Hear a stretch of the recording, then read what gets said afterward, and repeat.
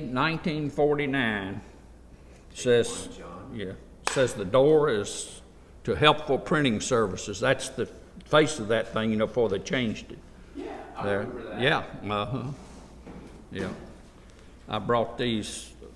The old man Walters did these Snicker prints. He started them when World War II started, and we carried them through, I think 2000. Yeah, 2001 was the last issue, I think, that I could find. That might not be accurate, but it's around that time. All right. Well, I'm gonna ask you some questions and just, make sure you're answering in complete sentences. If I ask you, when did you get into advertising? Okay. I first got into it, whatever. So we're not gonna hear me on here at all. Okay. So it'll be just you. But really just kind of want to keep it conversational. And, Sure. And get some good stories. Well, I'm a poor conversationalist, so you'll have to prompt me. I'm really an introvert, I am too. so that makes It's gonna be the quietest. yeah, it makes it quiet. Are we ready? We good?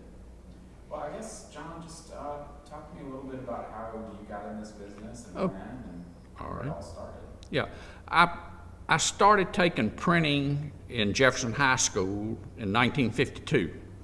So I took it there for 2 years, and my teacher was Leo B. Mayer, and he run a little print shop down on Luck Avenue. And I worked for him some that first year, and then I went to work for the Walters Printing before I graduated from high school in '54. So that's how I got started in it, and it's been my whole life. I worked for Walters for 2 years, then I worked for Double Envelope. Then I went in the Army. When I came out of the Army, I went back to Walters. And the rest of it's history. So I bought Walters Printing Company from Mr. Francis Walters, the son of the founder, in 1973. So it's been in my family since '73.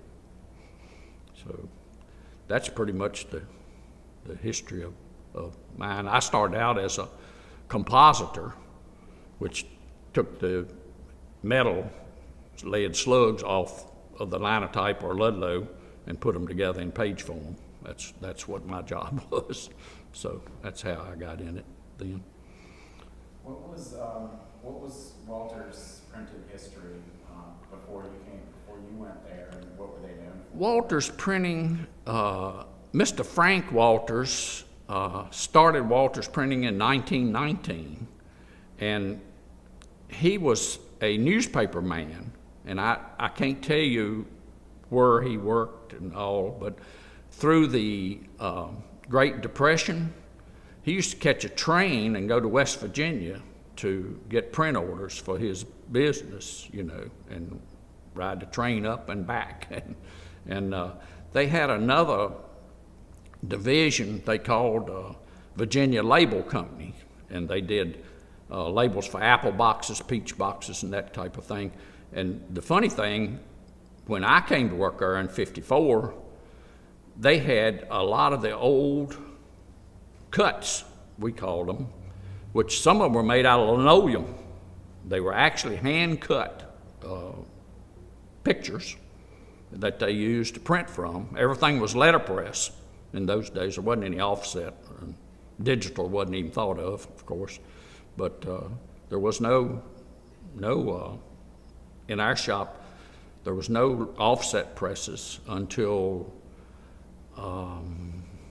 I came back out of the service in the early '60s. Now, Hammond Printing Company had offset. They were the first offset printer lithographer in Roanoke that I know of. And in fact, on the whole East Coast, I believe. Because Mr. Lynn Hammond told me their history one time. He took me and showed me their place and showed it to me. So they went back a long way, and then the son came into the business, Mr. Francis Walters, and both of them, the father and the son, were both big Kiwanians. They were always in the Kiwanis Club of Roanoke, and both of them served as district governors and so forth. They were real active in civic things. So that's pretty much the history that I know about Walters Printing. It always did commercial printing. It's always been local, more or less. You know, it's not a big printer, so it doesn't go all over the country like some of the other printers. But it's that was pretty much their market was around this area. You know. What kind of over the years that you've been there a while, what big accounts or big projects, big clients, are there any household names or anything that you've done printing for that people would be like, oh wow, I can't believe that was done in Roanoke? Well, probably the most interesting project that I ever worked on was for General Electric Company up in Salem, when they furnished all the industrial drives for the Kama River trucker plant in Russia. It was in Siberia. And we did all of the type for those controls in Russian. And of course, we didn't have a person that could read Russian on the whole staff. And they had Russian people at their plant. And we would just send, of course, we didn't make any errors because you're doing it one letter at a time because you didn't know what you was doing. So that was a fascinating project, you know, that we did. We've printed things that's gone all over the world, you know, from that little plant into Africa and different places over the years. My biggest part of my career was spent doing paint can wrappers.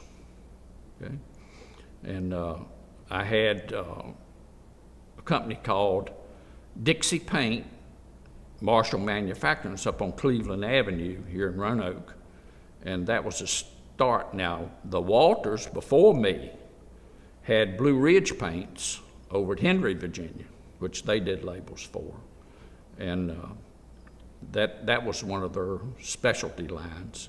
And the Dixie Marshall paint grew and became Evans Paint, which was one of the companies under a man named Victor Posner. He owned the Moore Superstores, Grossman's up north, Lindsley chain down south, and a chain called California's Finest out in California. And I printed labels for all of those different stores that went. And Victor Posner was a crook, and he busted all these companies. He bankrupted them finally. But at one time, that guy was the highest paid executive in the country. He was out of Miami, Florida, and he busted. And of course, that building up there on Cleveland, big facility, is still empty, you know. And then after they broke, I still printed for a company called Precision Paints down in Atlanta, Georgia, and they bought Carolina Coatings in Charlotte, which I printed for. They bought Mary Carter Paints in Florida, which I printed for. And then they bought another one called Coronado Paints in Florida, and it had its own printing plant. And all of my paint business went beep, gone, one swoop. The guy called me and said, we're going to be phasing you out over the next year. Took them 2 weeks. And I didn't have one single label left from that company. Now, I had other companies, so I had a company up in West Virginia, and I had one in Richmond. So we didn't lose all of our paint business, but over the years, all of that business disappeared because the mergers. The little paint companies, like everything else, they either got merged or bankrupt. They couldn't keep up with the technology. And it's what's happening in the printing business today, as everybody knows about. Service stations, grocery stores, all of it. It's the same route that, you know, So that's kind of the history of that. What, I mean, you're kind of in a unique position compared to some of the people we've talked to in that you didn't work for a particular agency, you No. worked for a particular personality, so you No. kind of got exposed to all Yeah, I the worked different for- agencies and all the personalities in Roanoke. What agencies or people, personalities, talents kind of strike you when you think about Roanoke's advertising history Yeah. and all the great work that's been done here? When I came to Walters Printing Company, they printed for Houck Advertising, which was big in that day and time. And then there was Claude Harrison Agency, which they printed for later on. We printed for both of those. And of course, we printed for Bolt Advertising. We printed for Packet, which is your company now with a different name. You know, still got the Packet in it, but it's totally different people and all. But let's see, Associated, of course, with Todd was a major part of our business for many a year with all the folks there. We were kind of like family. I'll tell you, the funniest story of Associated was before we moved up to 22nd Street, we used to take our vacation on July the 4th week. Well, we had been closed down for a week, and Mr. John Will Creasy, who had a wonderful sense of humor, but really dry, which I love. He's my kind of humor. He came down to see me on Monday when we came back to work, and he walks in and he's real serious, and he said, "John, I need to talk to you about something." And I said, "Yes, sir." He said, "I want to talk to you about taking your vacation next year." And I said, "Yes, sir." And he said, "I want you to take the thing at night. No vacation, just be off at night." That was it. And of course, I worked with Pat Talton, you know.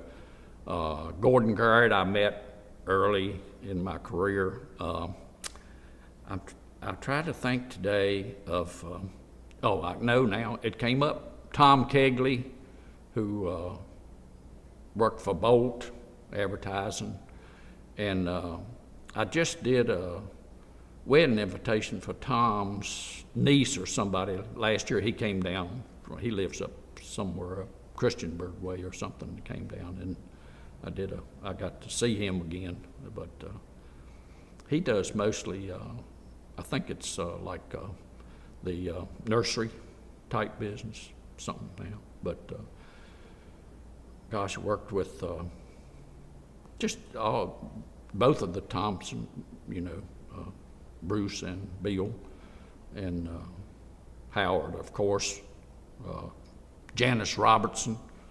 Now Janice lives up at Petersburg, West Virginia now, and she was the production person there for quite a while after Pat left, and her husband's also a graphic artist. Jim, did y'all know him? Yeah, he's. In fact, Esther and I, my wife, we got to go up and spend a day with them at their home. They got a gorgeous place up there. Gosh, there's so many people. Charlie and Julie, Jack Cromer. I couldn't even possibly name them all. Of course, Fred Costafney and John Wheel, they were the owners of Associated with, and Tom Hickam, who you mentioned was just a precious guy. Jim Webster, who was associated when, I think he was there when you were there, wasn't he, Todd? Yeah, and What about some specific, you mentioned the Russian project for GE. What else over your careers has stood out as something that got a lot of attention locally, or won awards, or something that you're particularly like, wow, you know, that was was a big deal when we did that. Well, we never entered a single piece in any award shows, but we've won a first award for Packet Group one year. It was a fold-up thing, looked like a stop sign or something. That there's still one of them hanging up the shop on a board. But we just did so many. One of the people that you had to admire was Julie McDowell and her design work. You know, it was all unique. She had a style all of her own.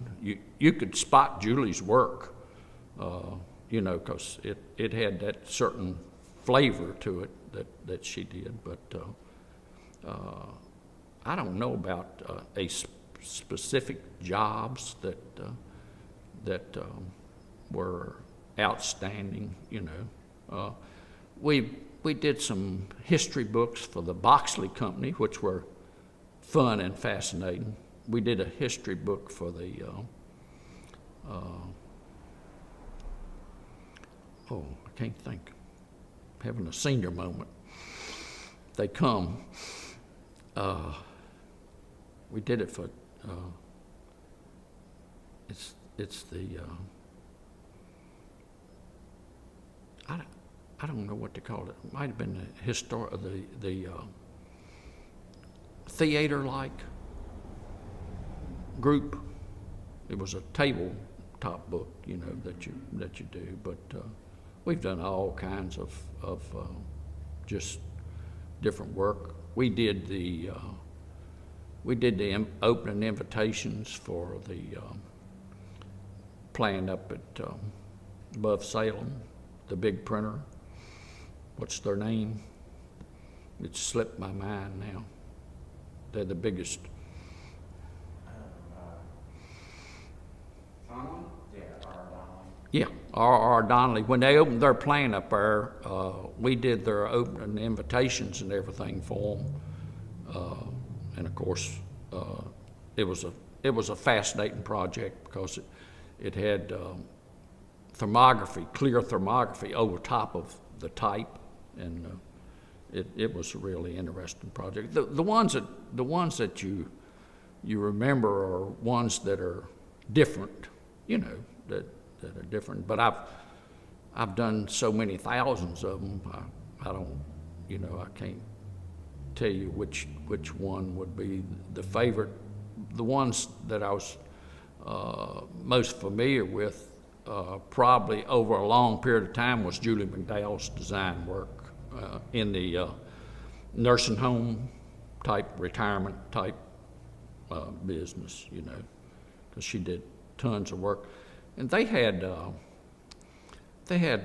client in Texas, Alamo Savings and Loans, before they went busted, you know. Were they there when you were there, Todd? Yeah, okay. And then, of course, First Federal changed to Core East, went busted, you know. So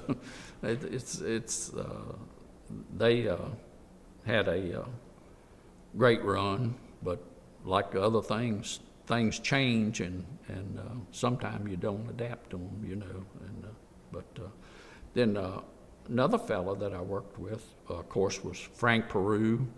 He was with Harrison, and then he came to the Houck Harrison. They merged, you remember. They merged, and I worked with R.C. Wagner and Jerry Conrad and Frank Peru out there, plus the Houck, Bill and his father. And then Frank came to Associated after Houck Harrison went out of business. And one of the fascinating parts about our business, when we moved from downtown up to our plant now, we quit setting type. We didn't set any type. We didn't make any film. We just printed. And it was the best years of the printing business, the most enjoyable. We had outside sources for all of our typesetting and filmmaking. Roanoke Engraving and American Lithoplate, which was Garland Phillips run Roanoke Engraving, which belonged to Claude Harrison. That was his business.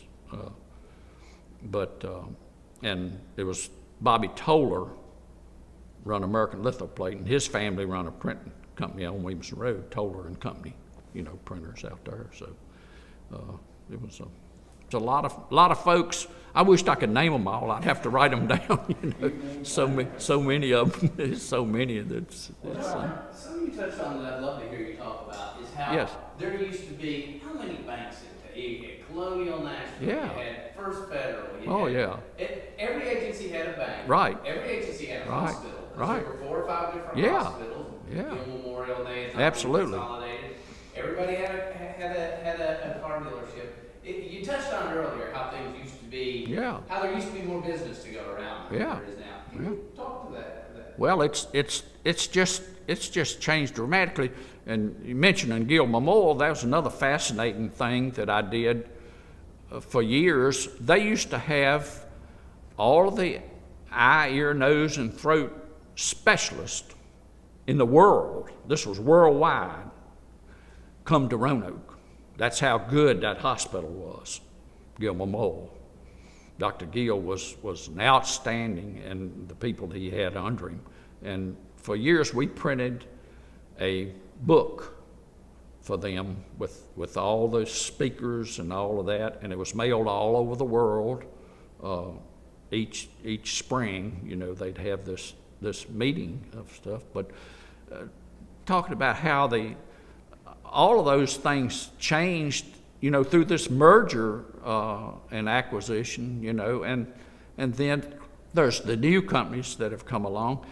And we also saw, I thought, more freelancers come in, that changed the way the agencies were.